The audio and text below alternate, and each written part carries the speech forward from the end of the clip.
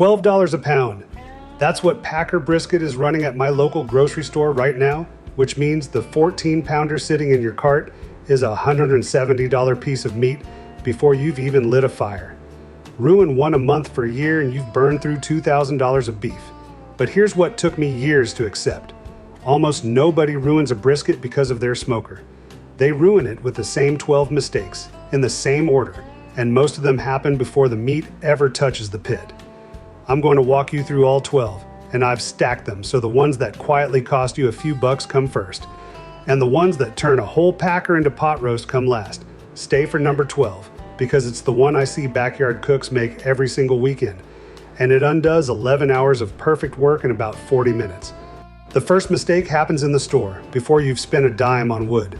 You're buying the wrong grade.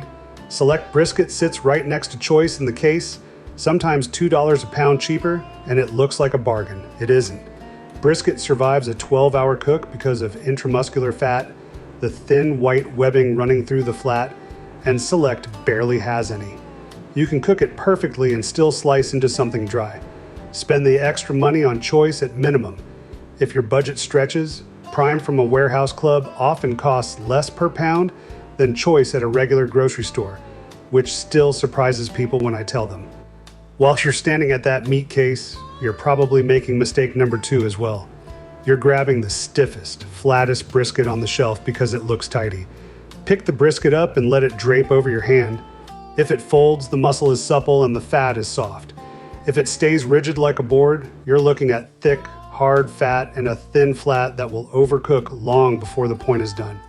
And check that flat with your fingers. A flat that tapers down to ½ an inch at the end will turn to jerky no matter what you do, because thin meat finishes hours before thick meat sitting 6 inches away on the same cut. So you've bought a good brisket. Now you get home and make mistake 3, which is trimming it wrong, and this one splits into 2 camps. Half of you trim almost nothing, leaving a full inch of hard fat on the point that will never render.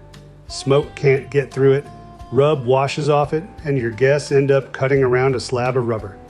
The other half of you trim like surgeons and take the fat cap down to nothing, which leaves the flat exposed and defenseless for 12 hours. The target is about a 1/4 inch of fat cap, and every piece of hard, waxy fat gets removed completely because it will still be hard. Waxy fat at the end. That trim job alone can swing the finished result more than your choice of smoker does. But trimming feeds directly into mistake 4, and this is the one that offends me as a Texan. People bury a $170 brisket under 6 different seasonings: brown sugar, paprika, cayenne, some shaker bottle blend with 17 ingredients. Brisket is not ribs. Sugar burns over a 14-hour cook, and everything else just muddies the beef. The old Central Texas joints that people wait in line 4 hours for use salt and coarse black pepper, roughly equal parts by volume, and that's it. The bark you're chasing, that black crust that crunches and gives way to soft fat, is built from pepper, rendered fat, and smoke. Nothing in your spice cabinet improves on that.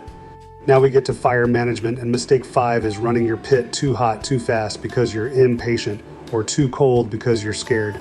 I hold between 250 and 275. Some legends cook hotter, some lower, but the number matters less than the swing. A pit that bounces from 225 to 325 and back is what gives you that gray, greasy smoke ring with no bark. Pick a temperature your smoker can actually hold and defend it, which brings up mistake 6, the one that ruins more first briskets than any other single thing. Thick, white, billowing smoke.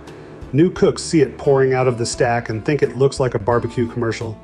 That white smoke is a dirty fire, wood smoldering without enough oxygen, and it coats your meat in creosote, the same bitter compound that builds up in chimneys.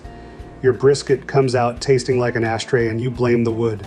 The smoke you want is thin and almost invisible, a pale blue shimmer over the stack.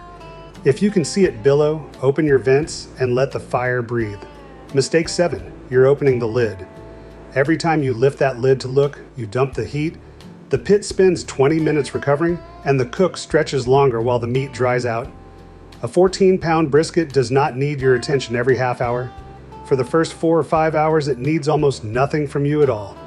Set up your fire, check your stack, and leave it alone. And mistake 8 is what happens somewhere around hour 5 or 6 when your thermometer stops moving. The brisket climbs steadily to about 150, 160 internal, and then it just sits there, sometimes for 4 hours. This is the stall, and it's nothing but evaporation, the surface of the meat sweating and cooling itself exactly like your skin does. Every week somebody panics here. They crank the fire to 350, or they decide the brisket is somehow done, or they give up and finish it in the oven at midnight. The stall's normal. Every brisket does it. You either wait it out or you wrap, which is exactly where the next mistake lives. Because mistake 9 is wrapping wrong, and there are 3 ways to do it. Wrap too early, before the bark has set, and the crust you spent 8 hours building steams into a soft, wet blanket. Wrap in foil when you wanted firm bark, and the meat braises in its own juices. That's the Texas crutch. Great for speed, softer on the crust. Or never wrap at all and watch the flat slowly dehydrate through the back half of the cook. My rule is simple. I don't look at the clock, I look at the bark. When it's set dark and doesn't smear under my thumb, usually around 165 to 170 internal, it gets wrapped in peach butcher paper, which breathes just enough to protect the meat while the bark stays intact. Mistake 10 is pulling the brisket at the wrong number, and this is where people get betrayed by their own thermometer. Somewhere along the way, everyone learned that 203 is the magic number, so they yank the brisket the second it hits, even though one brisket is butter at 198 and the next one fights you at 205. Temperature gets you to the neighborhood. Feel tells you you're home. When the probe slides into the thickest part of the flat, like it's going into warm peanut butter, with no push at all, it's done.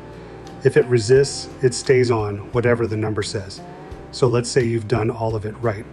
Good grade, good trim, salt and pepper, clean blue smoke, patient through the stall, wrapped on the bark, probed like butter. At this point, you have survived the 10 mistakes that wreck most briskets, and honestly, the last 2 are the cruelest because they happen after the cooking is finished. Mistake 11 is skipping the rest. The brisket comes off the pit and people slice into it within 15 minutes, and every bit of moisture that was redistributing through the meat runs out onto the cutting board instead. A brisket needs a minimum of 1 hour rested, and the best barbecue joints in Texas hold theirs for 4 hours or more in warming ovens, because a long rest at around 150 degrees lets the fat and gelatin settle back into the muscle. Wrap it, towel it, drop it in a dry cooler and walk away.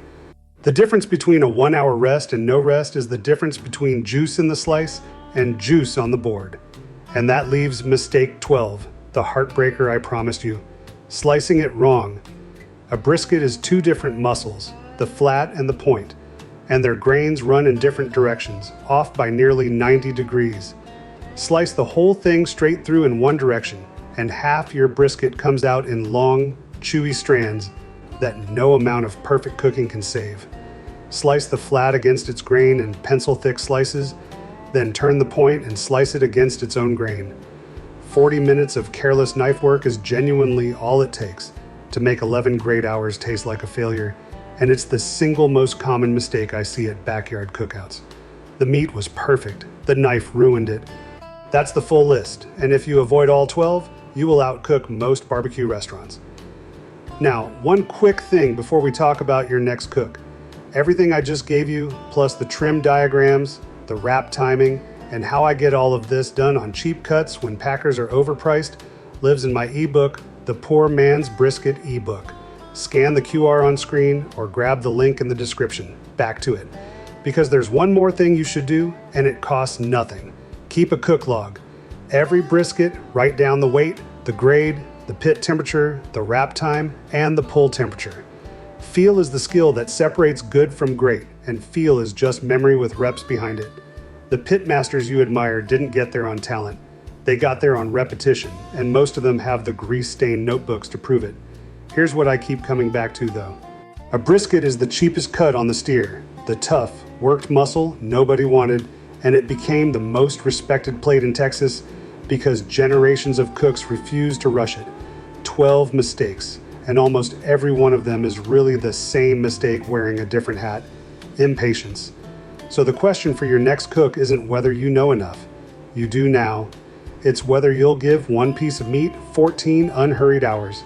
If this saved your next brisket, subscribe, because next week I'm covering the 5 cheap cuts that smoke almost as well for a third of the price. Word count 1-846.